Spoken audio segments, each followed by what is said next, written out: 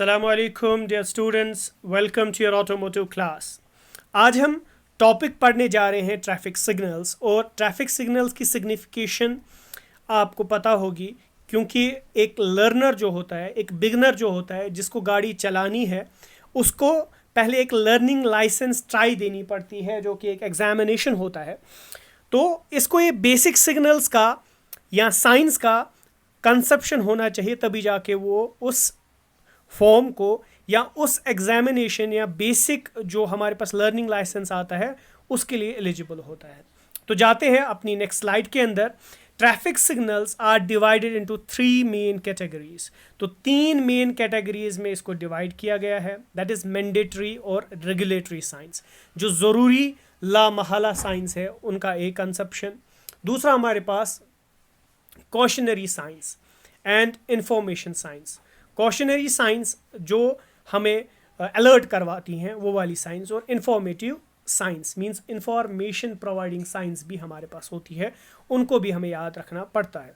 तो यहाँ पे आपने देखा red circle instructs what should not be done. जो ये रेड सर्कल होगा मींस एक बार टाइप का है, ये हमें बताता है ये चीज़ नहीं करनी. ये वाला सिंबल जब भी आपको नज़र आए तो इट मीन्स कि आपको समझ आ जाना चाहिए कि ये वर्क हमें नहीं करनी है. After that blue circle instructs what should be done. और ब्लू सर्कल क्या कहता है कि हमें क्या करना चाहिए. After that we have more two symbols, that is triangle question.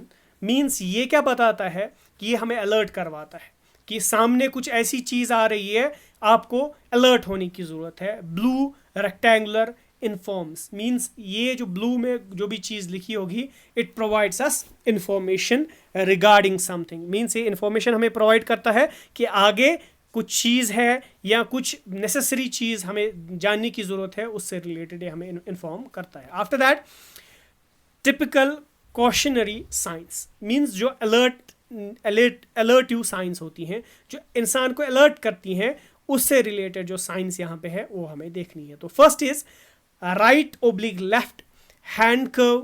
This sign is used where the direction of alignment changes. The sign forewarns the driver to reduce the speed and proceed cautiously along the road. तो ये यहाँ पे एक sign है. Sign में left and right symbols है, और in right symbol या लेफ्ट सिंबल में हमें ये पता चल जाता है कि जो आगे वाला जो साइन है, आगे वाली जो साइन है, यहाँ पे अलर्ट होने की ज़रूरत है. We have to reduce our speed, क्योंकि सामने राइट टर्न होगा या लेफ्ट टर्न होगा. अगर हम हाई स्पीड से जाएंगे तो हमें टर्निंग में मुश्किल आएगी, और हो सकता है सामने कोई और गाड़ी भी आ रही हो और वो भी हमें नुकसान पहुंचा सकती है. तो हमें अपनी स्पीड को चेंज करना है, मींस लो करना है, और हमें कॉशियस रहना है कि आगे रोड में जो वाला टर्न होगा. आफ्टर दैट यहाँ पे right left hairpin bend. The sign is used when the change in direction is so considerable that it amounts to reversal of direction. ठीक है. The symbol bends to right और left depending upon the road alignment.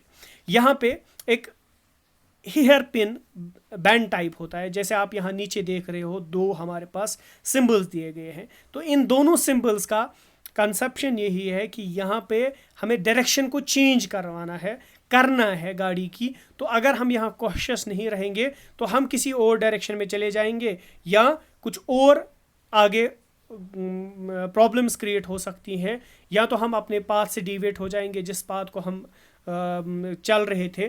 तो ये कुछ necessary conditions है, आपको याद रखने की ज़रूरत है. After that we have right left reverse bend. अब this sign is used where the nature of the reverse band is not obvious to approaching traffic and constitutes a hazard.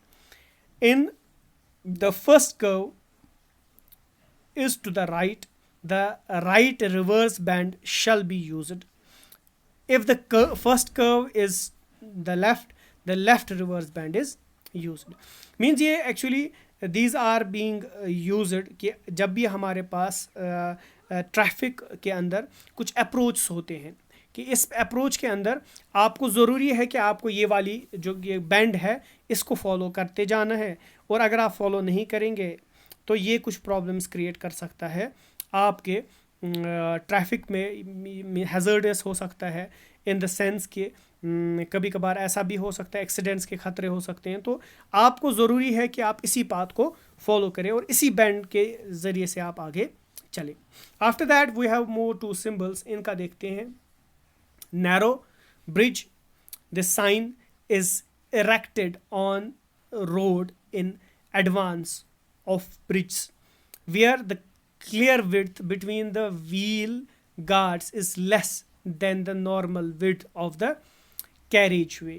Means कभी कभार जब हम ब्रिज के अंदर जाते हैं तो ये क्या प्रॉब्लम क्रिएट होती है कि हमारे पास जो ब्रिज होता है it is of narrow space, इसके अंदर एक नैरो स्पेसनेस होती है, मींस बीच में ये बहुत तंग होता है। तो हमें इसके बारे में पता होनी चाहिए कि ये चीज़ क्या है। आफ्टर दैट हमारे पास है gap in median, means the gap is installed ahead of the gap in the median of a divided carriage way other than N intersection.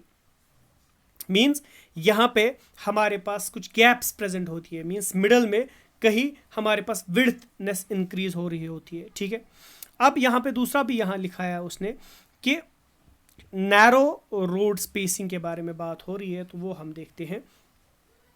मुझे लगता है कि ये जो टॉपिक है आज के लिए सफिशेंट है। रेस्ट जो भी इसके अंदर ये ना साइकिल्स रिलेटेड जो भी आपको ये ना क्वेश्चनरी मेजर्स पढ़ने होंगे वो मैं आपको इंशाल्लाह नेक्स्ट लेक्चर में पढ़ाऊंगा, क्योंकि ये थोड़े बहुत डिफ़िकल्ट भी है, याद भी करना है। तो फर्स्ट थिंग आप ये याद रखोगे कि राइट टर्न और लेफ़्ट टर्न में हमें कॉशियस रहना पड़ता है कि आगे टर्निंग की वजह से हो सकता है एक्सीडेंट्स क्रिएट हो सके तो अपनी स्पीड को रिड्यूस किया जाए। और जो भी बैंडिंग, चाहे राइट बैंड आपके पास हो, कर्व हो या हेयर पेन बैंड हो, तो ये सारे जो है दे आर बीइंग फॉर्मड ताकि आप लोगों को पता चले कि सामने कोई इस वे में हमें ट्रैवल करना है ताकि एक्सीडेंट्स को रिमूव किया जा सके और जो हमारी जो ट्रैफिक प्रॉब्लम्स क्रिएट होती है उनसे रिलेटेड हमें चीज़ें पता चले। और ये भी है कि कभी कभार हमें नैरो स्पेस जो क्रिएट होती है बीच में सड़क के, उनका भी ख्याल रखना पड़ता है। तो इंशाल्लाह मैं नेक्स्ट लेक्चर में इसको थोड़ा सा ब्रीफिंग के साथ आपको पढ़ाऊँगा, क्योंकि बहुत सारे कंसेप्शंस जो होते हैं इन स्पेसिंग को हो सकता है कि मैं आपको इन प्रैक्टिकल वे किसी वीडियो के ज़रिए से या किसी और ज़रिए से इन बैंड्स को दिखा भी दूं कि कैसे इन पे फॉलो किया जा सकता है, क्योंकि ये थोड़ा बहुत मुझे भी लगा कि आप लोगों के लिए अभी डिफ़िकल्ट है इन बैंड्स को समझना, क्योंकि जो हमारी जो स्टेट है इसके अंदर इतना ज़्यादा जो है कंसेप्शन नहीं है रोड साइंस से रिलेटेड। तो आपको इसके बारे में इंशाल्लाह नेक्स्ट लेक्चर में प्रॉपर इन्फॉर्मेशन प्रोवाइड की जाएगी। Till then good bye.